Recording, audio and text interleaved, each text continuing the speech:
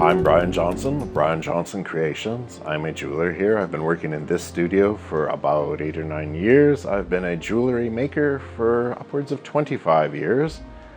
I first got interested in jewelry by buying gemstones at auction. I then decided I should learn a little bit about those gemstones, so I took a couple of courses, gemology courses with Paul Leathers, who then told me about a casting course that he was doing. So I went and took his casting course, and I loved casting. Casting has been in my family for a couple of generations, so I took to casting very well. So I did the casting. I liked that so much I took the provincial jewelry making course with Al Doherty and Karen Schmidt. I liked that course quite a bit, but eventually I graduated, and that was it for classroom training for me. There just is no more classroom training I can do in the province. So I continued my education through the internet, online classes, as well as online discussions and forums and that kind of thing. I studied quite a bit with Ryan Kingsline and Thomas Whittlebach. Taught me some great digital sculpting. I loved the digital sculpting, and so they were very good teachers to have. I'll probably go back to them because they do courses ongoing. And I expect to be studying for the rest of my life. And really, I'd like to be making jewelry for the rest of my life.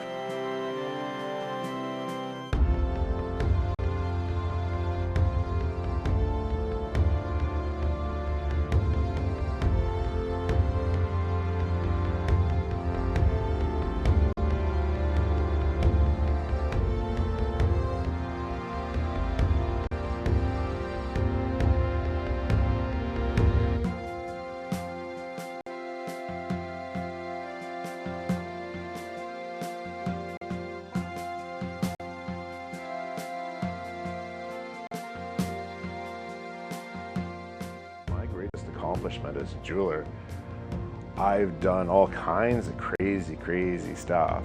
I've made everything from authentic Bronze Age axe heads through to halo rings to gaming miniatures and small sculpture. But I'm going to say my greatest accomplishment is, in fact, the body of art, the 25-year body of art. I do all my own designs. I do pretty much everything myself, from sales and promotion through to meeting with customers, doing design work. Then I take the design and make a digital model and cast the piece. I finish it up, set stones, and deliver it all by myself. My process is I sit down with the client and rough out a design with pencil and paper that they like. I get so I understand what it is they want. And then I go to my design computer here and I do my design. There's a 3D model.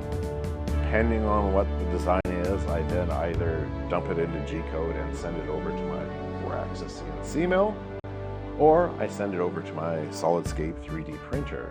The wax is then printed. I take the wax and I cast it. I sprue it up on a little sprue tree, put it in a flask, cover it with investment plaster to make a single-use mold. I burn the mold out, and then I pour molten metal into the mold and cast it. And I love casting. One of the reasons I started doing my own casting was the commercial casting houses they weren't good enough. They weren't up to my standards. So instead of using a commercial casting house, I became a commercial casting house, because that way I had control over the quality of the process.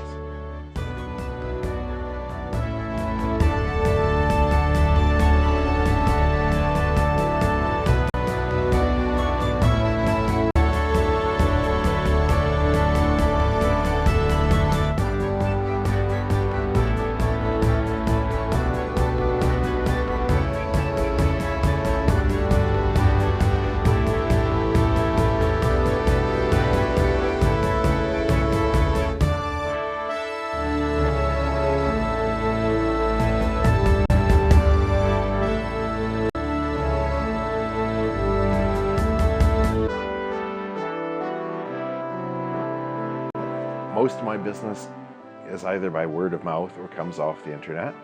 I get a lot of business off my website. I've done designs through the internet for people on the other side of the planet. I've shipped to Australia, Europe, of course the Americas, not so much South America or Asia, but English-speaking countries.